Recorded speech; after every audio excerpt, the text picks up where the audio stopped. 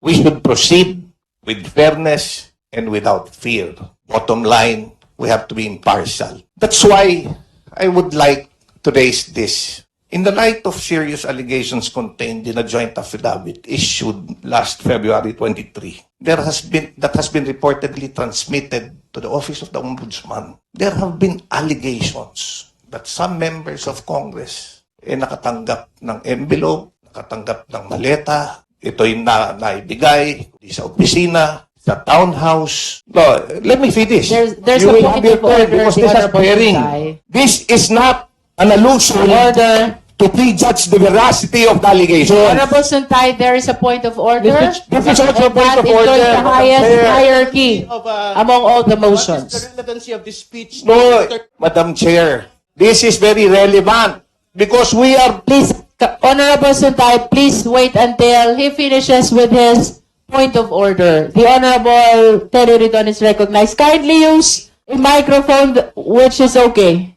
Madam Chair, the speech of our distinguished colleague is absolutely relevant to the question of sufficiency of form and substance in the matter. And more importantly, my understanding of what he's stating today is that he is probably accusing members of Congress, members of the House Committee on Justice, as receiving payments for the implementation of our mandate in the impeachment proceedings. So, which, Madam Chair? So I think his speech is out of order and this should be decided promptly by the committee. Okay, we heard the basis of the point of order of the Honorable Terry Ridon.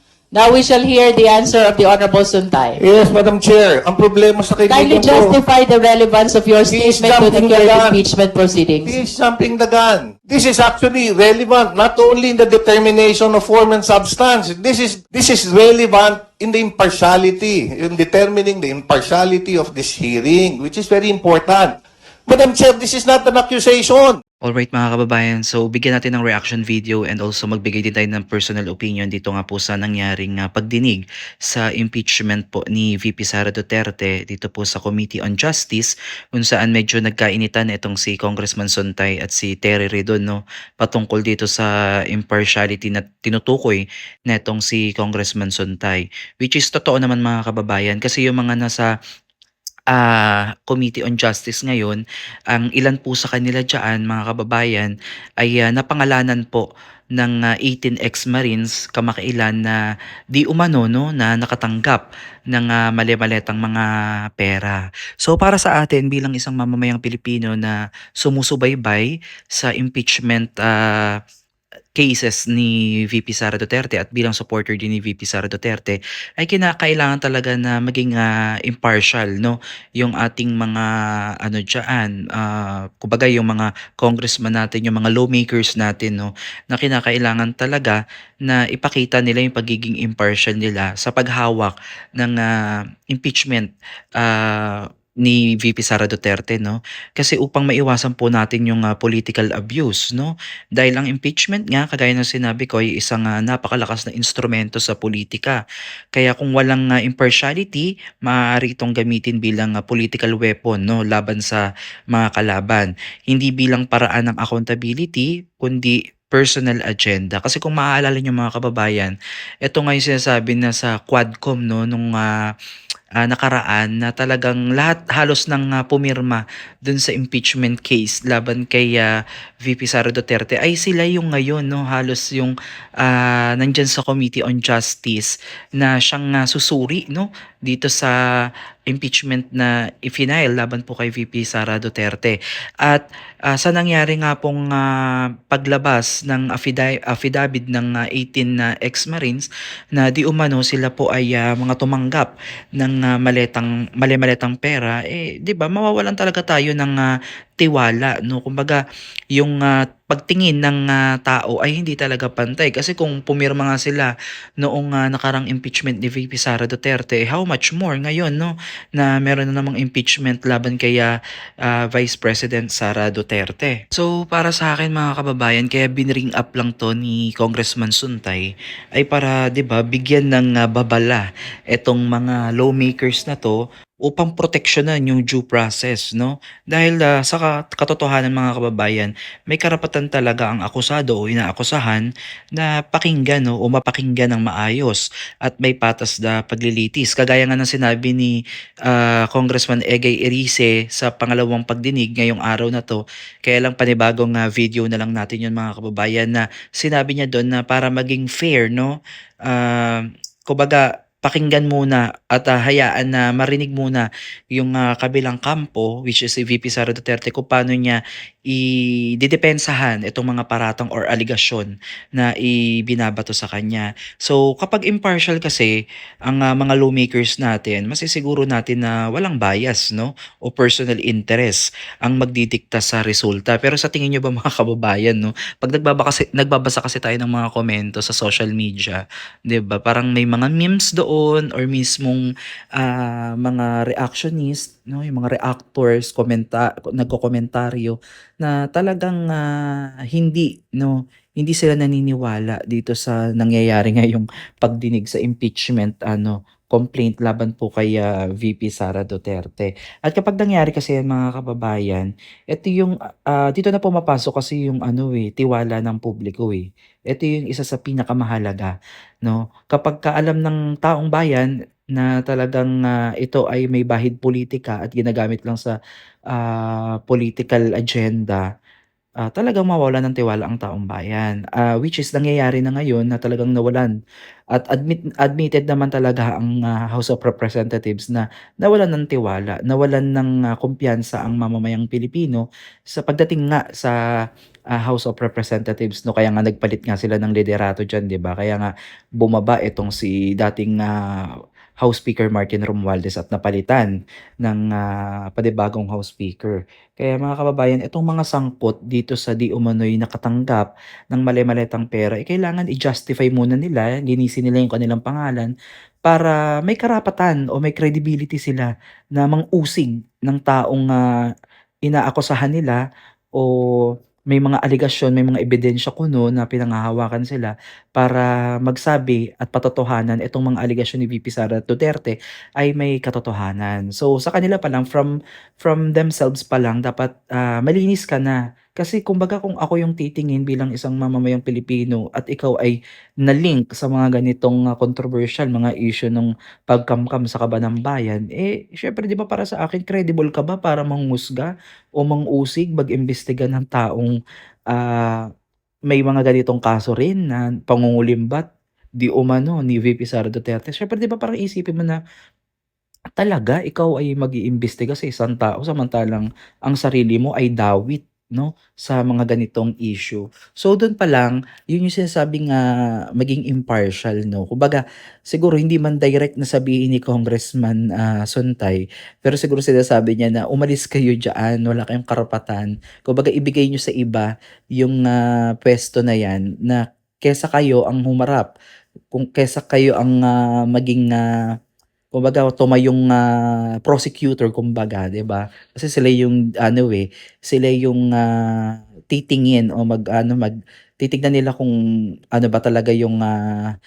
pinail kay VP Sara Duterte, kung ito ba ay may substance, kung ito ba ay may sumusunod sa tamang proseso. So, 'di ba, imagine niyo yung mga kababayan, sino-sino nga ba diyan yung mga nandiyan ngayon sa Committee on Justice, 'di ba? Sila-sila yung napangalanan, na nakatanggap di umano ng mali-malitang pera. So, kung walang katotohanan itong sinasabi ng 18 ex-Marines, 'di kasuhan, 'di ba? Kasi parang hindi pa naman ata nakakasuhan yung 18 ex-Marines 'no, puro sinasabi lang nakakasuhan, kakasuhan, ipapakulong, magbabayad dahil sinira yung kanilang mga pangalan. So ipakita sana 'no, yun yung hamon lang naman natin sa kanila, kung wala talagang katotohanan, walang basehan, 'di ba? Kung ako yung nasa posisyon ng mga pinangalanan nitong 18 ex-Marines, 'di ba?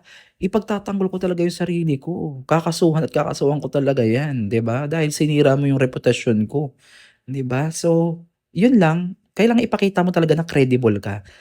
Na maglitis o mangusig ng iba bago bago ka mangusig, kumbaga na sarili mo muna ay nasa maayos ba, na in good faith ka ba na gagawin mo 'yan at gagawin mo ba talaga yung sinumpaan mong tungkulin at hindi mo gagamitin sa personal gains mo o yung political motives mo.